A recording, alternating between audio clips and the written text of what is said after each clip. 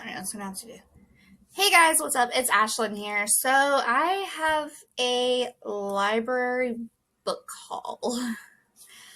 A little overboard, as always. So there are some books here that we're going to be talking about today. Give me 1 second to get them together. And while I do so, I'm going to tell you about what is in my blender bottle. Inside of my blender bottle, here I have whey protein and vanilla with milk, peanut butter, and a little bit of honey. And let me tell you, it's really good. I don't know, I just decided I was going to do like a milkshake thing today. And I was like, I don't want to pull the blender out because then I got to clean it. How about the blender bottle? So all a blender bottle is a bottle with a little like wire metal ball in it, and it helps you to break things up like a blender would. Just it's more you powered than a machine powered. Give me a second, I'll get the books ready. All right, so as I said, I have books. You'll see from the thumbnail. I went a little overboard. There's 2, 4, 6, 8, 10, 12, 14 books.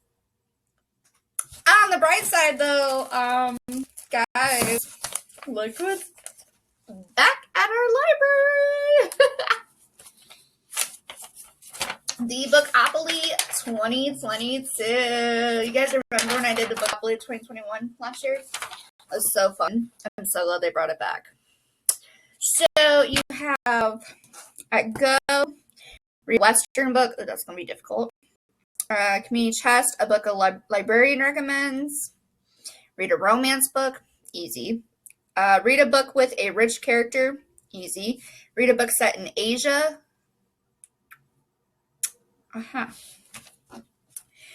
Read a book with an animal on the cover, got it.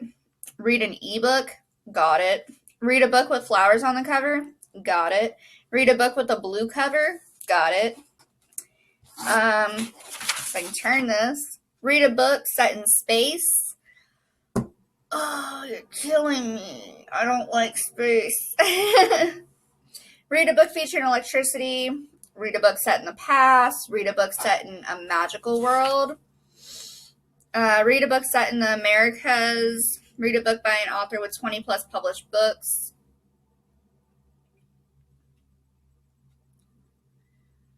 Stephen King, James Patterson are the only ones that really come to mind, and Dean Koontz. And Agatha Christie. Okay. Book a friend recommends. Read a book by a first-time author. Read a book by a Kansas author. Read anything. Read a young adult or middle grade book. Read a graphic novel. Read a book on display at the library. Reread an old favorite. Read a book set in Africa. Read the first book in a new series. Read a book in a series you already started. Read a book featuring water. Read the last book in a series. Go to the library. Read a book with a new version of history. I don't do history or westerns or space. Oof. Read a book that is a fairy tale reimagined. Book a celebrity recommends. Easy. Read a book that has been turned into a movie or series. Read a book set in Europe. Listen to an audiobook. Read a book with less than 150 pages. Read a book featuring a wedding. And last but not least, read a book with more than 400 pages. So, okay. And I like how they did this because yellow is series, red is other, orange is author, pink is setting, blue is the cover, brown is the genre, dark blue is the number of pages, and green is adaptations. So this is really cool. They really put a lot of thought into this, and I'm really excited about this. So I can't wait to start this. You guys know I'm a sucker for this kind of stuff. Their prize baskets this year are an Amazon gift card. Local gift cards includes gift cards to Serves, Kathy's Breads, Chambered Checks, and Custards from Freddy's. Or Save It for a Rainy Day. Everything you need for a rainy day includes a puzzle, cozy blanket, adult coloring book, board game, and new books to read. I would definitely go for prize number 1. We all know me. Come on now. And then it has the instructions and everything. But yeah, that sounds so fun. Definitely prize number 1 is the prize basket we want to go for. Just saying. The railroads are books written by authors who were set in the continents specified. And they get chance of community, so I'm excited for it. I can't wait. That seems like it's going to be a fun time.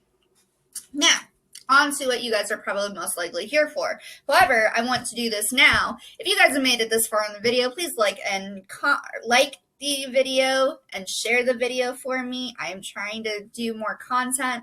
I do have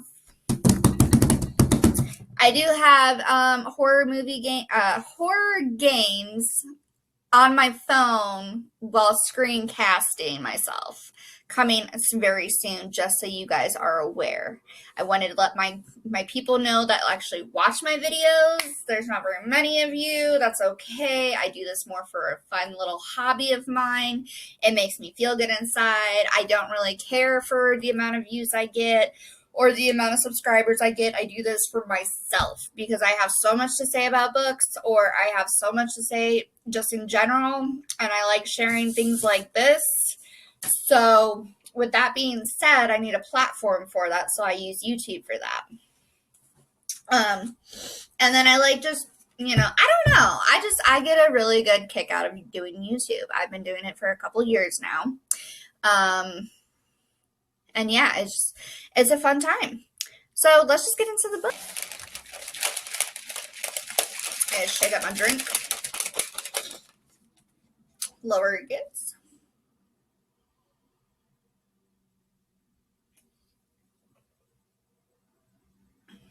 It tastes just like a peanut butter shake. Unreal. And it's healthy. Alright, so I think we had 18 items total. These are all due back on the 27th. Except for the movies that we picked up. My neighbor and I picked up movies so we can watch. We both wanted to see the Doctor Strange and the Multiverse of Madness because it's got WandaVision down there. And it looks good. And it's Doctor Strange. So, we picked that up. And then he wanted to introduce me to the Chappelle Show. I don't know if he understands he got season 2, but we have the Chappelle Show as well. So, altogether, 16 items, plus I renewed 2 books. I renewed One by One by Frida McFadden. And then I renewed Paul Bear's Club by Paul Tremblay. I'm over 100 pages into both of those, and they're actually going really well. I have completed 4 books already. I'm not going to talk about them right now. I'm going to try and save those for the end of the month and do a wrap-up of what books I've read for the end of the month and my opinions on those. I do still have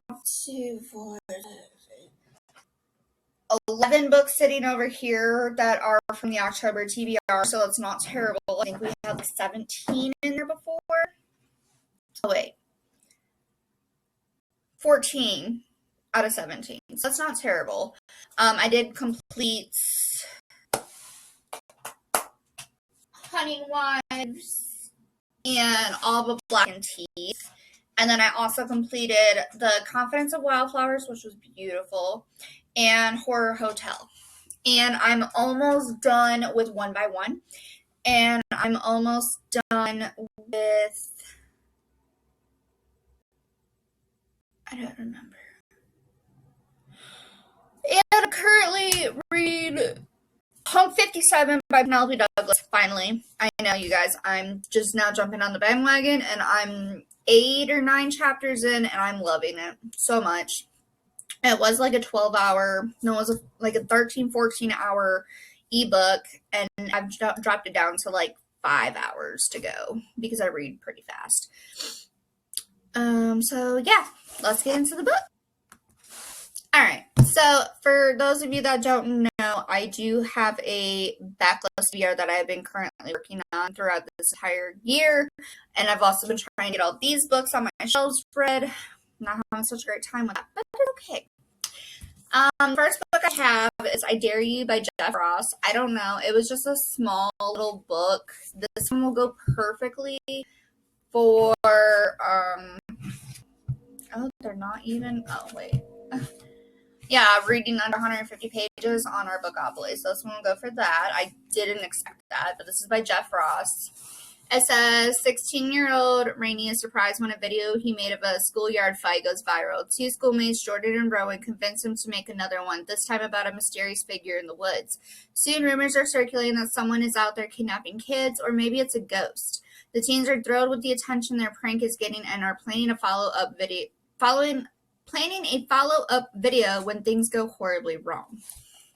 So, just a cute little itty-bitty book, you know, just like all Nothing But Black and Teeth was, which I'm here for, actually. It was a lot. It was really easy to get through it in less than, like, about 2 hours-ish, maybe. Next, I saw this, and I was like, this looks good. And that is 34 Pieces of You by Carmen Rodriguez. Rodriguez? I'm not 100% sure on how to pronounce that. But it looks like this. It's got a woman on the cover, so she kind of looks goth, maybe, emo, maybe a little bit of punk rock. I'm not sure. But it says, I am invisible. I do not exist. I feel like there are so many things I can't tell you. I never meant to hurt you. Did you mean to hurt me? I don't believe you when you hold my hand and say you never want to let me go. Can't you tell how I feel by the way I touch you? And it's just like these pieces of paper with these like very serious confessions on them. So, all right. Next, I got, how's it go? Okay. So I got, I don't know if I have these in the right order, but these are the Shauna McGuire's Wayward Children series. I'm almost through with that series. I don't have a new one. I want to say it goes, Come Tumbling Down, Across the Green Fields, Where the Drowned Girls Go, and in an Absent Dream. And then the next one is the new one, which is the Lost one, I think. I know I did Beneath the Sharp Sky, and I did the first one. I think this is the 4th, 5th, 6th, and 7th, and the 8th book is out. I'm not 100% sure, but I have these ones. They're also super, super quick, easy reads. They're 100 and... Oh, my bad. They are 202 pages. Well, that one is. I think they're about 202 pages. This one is actually 147. This one is 171. And this one is 203. Yeah, 203 they all have epilogues though. So try and keep these in order. But these are going to be quick, easy reads as well. So there's that. That's a series that I'm working on. So that's another thing from our Bookopoly board, which is kind of cool. That's,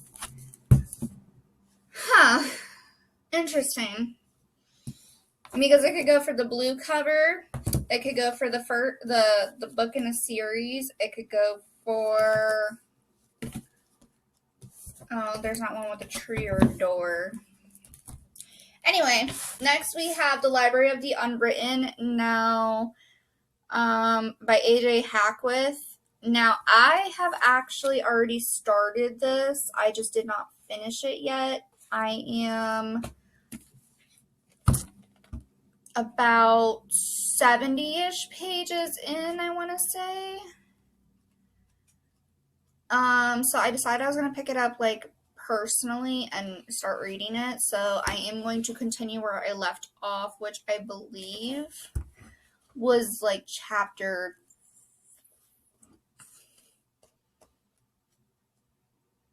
11, maybe? That's about, we can start at chapter 10 and remember from there. So, we have that one. If you guys don't know what this is about, it says, many years ago, Claire was named head librarian of the Unwritten Wing, a neutral space in hell where all the stories unfinished by their authors reside. Her job consists mainly of repairing and organizing books, but also of keeping an eye on restless stories that risk materializing as characters and escaping the library. When a hero escapes from his book and goes in search of his author, Claire must track and capture him with the help of former muse and current assistant Brevity and the nervous and sweet demon Leto. But what should have been a simple retrieval goes horrifyingly wrong when the terrifying angel Ramiel attacks them, convinced that they hold the Devil's Bible. The text of the Devil's Bible is a weapon in the power struggle between heaven and hell, so it falls to the librarians to find a book with the ability to reshape the boundaries between heaven, hell, and earth. So, there is that. Shawnee McGuire actually blurbed it, which is very ironic. And it says, the good place means law and order, bibliophile crime unit. This book is so much fun. So, and I'm not going to lie, it's pretty good so far. Next, I got a Charlie Dunlea book because I read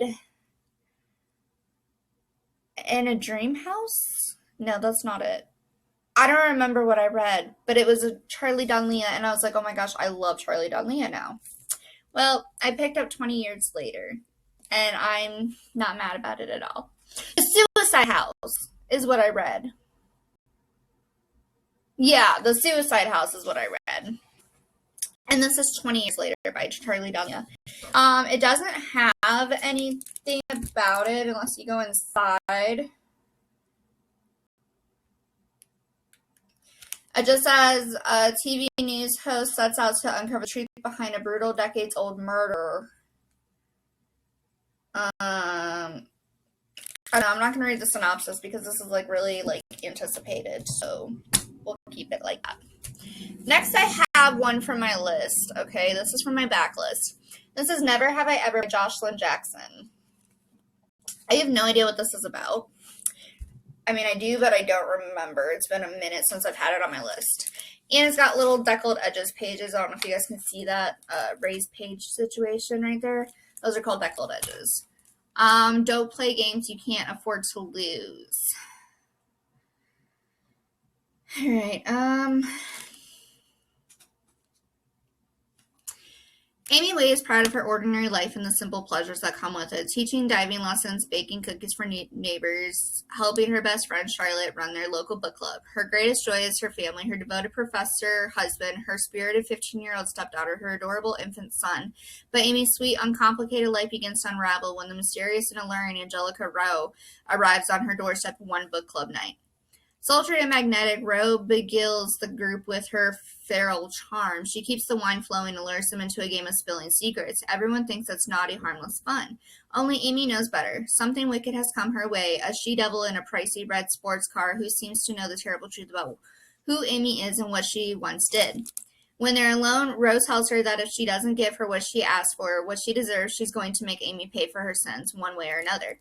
To protect herself and her family and save the life she's built, Amy must beat the devil at her own clever game. Matching wits with Rowe is in an escalating war of hidden pasts and unearthed secrets. Amy knows the consequences if she can't beat Rowe. What terrifies her is everything she could lose if she wins. It says, it's a diabolically entertaining tale of betrayal, deception, temptation, and love filled with dark twists, leavened by Jocelyn Jackson's trademark humor. It explores what happens when the transgressions of our past come back with a vengeance. So, I don't know. It sounded like so good to me, and it's purple. So, of course, I was going to pick it up eventually. Next, we have Christina Lauren's Dating You, Hating You. This is also another one for my TBR, my backlist TBR.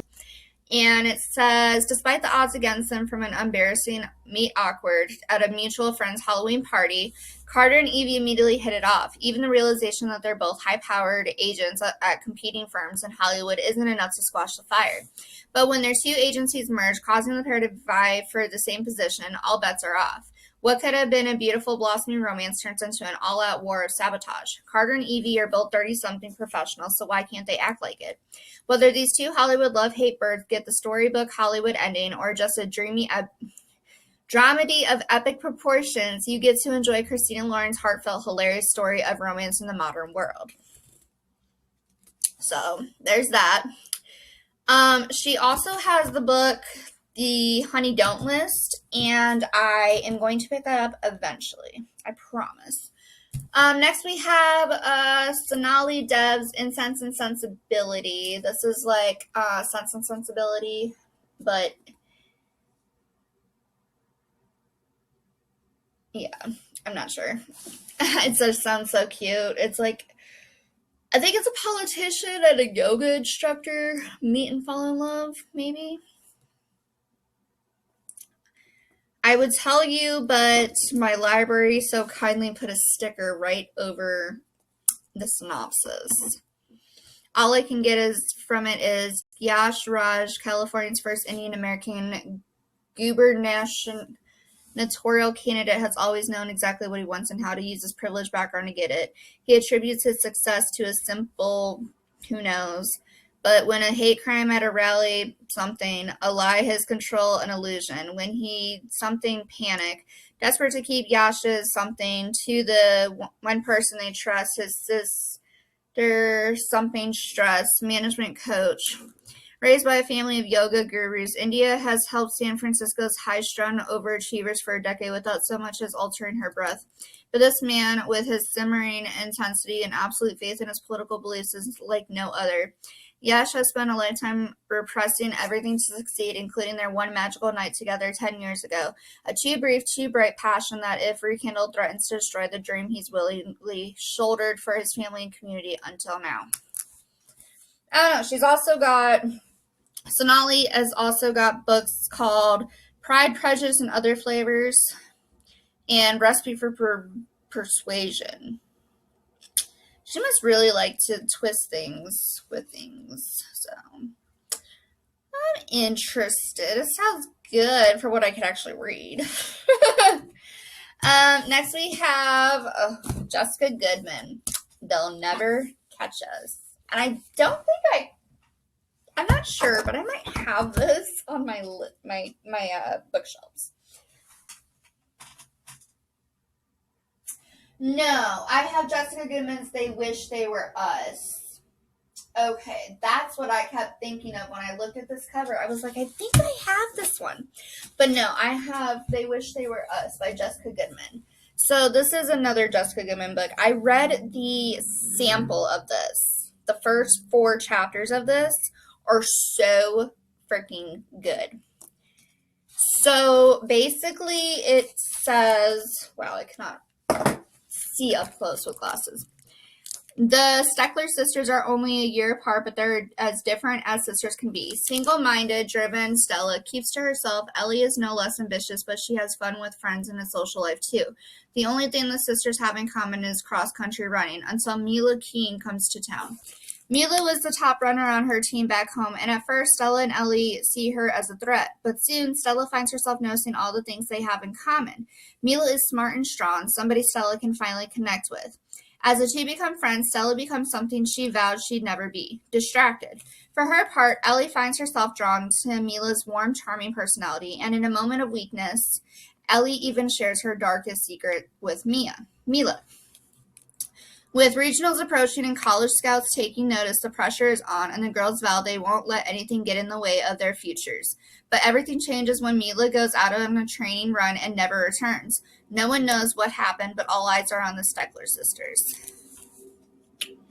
Look at this cover, though. Like, can we? Something definitely happened. I mean, that's blood splatter.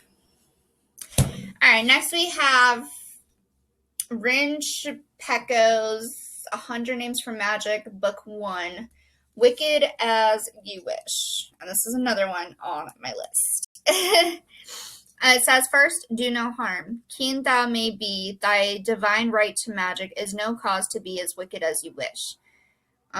They also have the Bone Witch series, which is Bone Witch, Heart Forger, and Shadow Glass. It's a trilogy. Oh no, she's got the Bone Witch trilogy. I don't know how many books are in this one. Many years ago, the magical kingdom of Avalon was left desolate and encased in ice when the evil Snow Queen waged war on the powerful country. Its former citizens are now refugees in a world mostly devoid of magic, which is why the Crown Prince and his protectors are stuck in Arizona. Okay. Prince Alexei, the sole survivor of the Avalon royal family, is in hiding in a town so boring magic doesn't even work there. Few know his secret identity, but his friend Tala is one of them. Tala doesn't mind, she has secrets of her own. Then hope for their abandoned homeland reignites when a famous creature of legend and Avalon's most powerful weapon, the Firebird, appears for the first time in decades.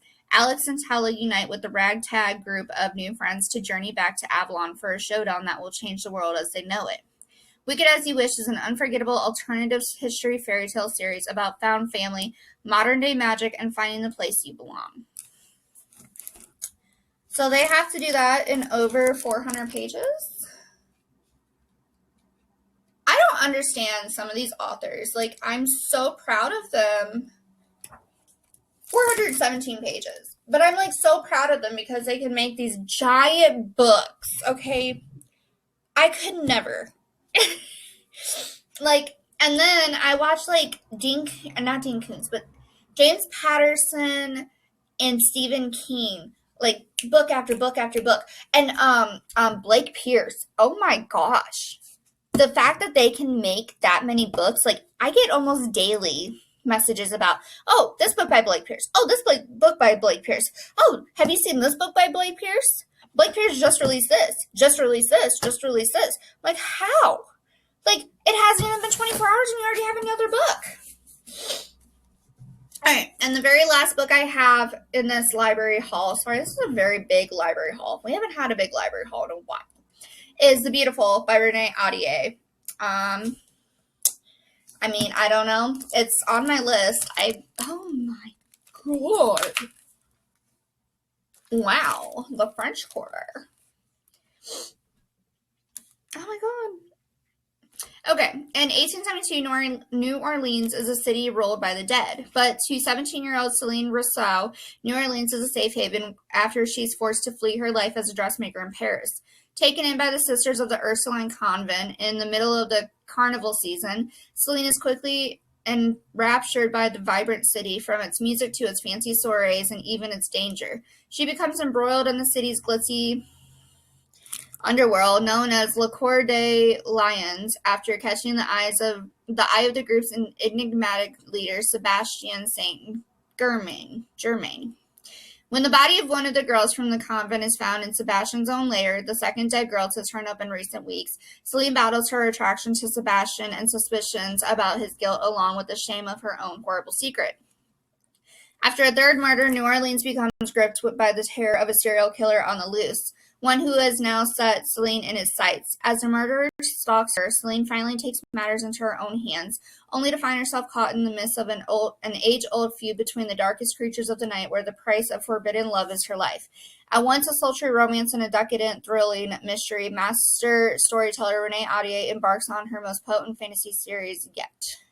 So it's fantasy. I don't know, guys. What is wrong with me in this whole fantasy thing I'm on right now? I think I'm just trying to get through my backlist, and I'm giving all these books a chance, if we're being totally honest. So 425 pages. By the way, I just have a question. Does anybody actually read the acknowledgments in books? I think I only read them in, like, Colleen Hoover books and Courtney Summers books, James Patterson's books, Stephen King's maybe, Taylor Jenkins Reid's books. Basically, I just read them in the books of the authors that I actually like and have read multiple books by, I think. I don't know. I understand the acknowledgement section, but, like, do people actually take the time to actually read those? Just a question. Anyway, I hope that you guys enjoy this. I will see you in the next one. If there aren't any books on my list that you are actually interested in or on your own backlist TBR, please let me know in the comment section below. I would love to know what your thoughts are on any of these books, if you've read them, if you haven't read them, if they're on your radar. Are they still on your radar after today, after hearing my little schmeal about them? I hope you guys have a great day. Bye.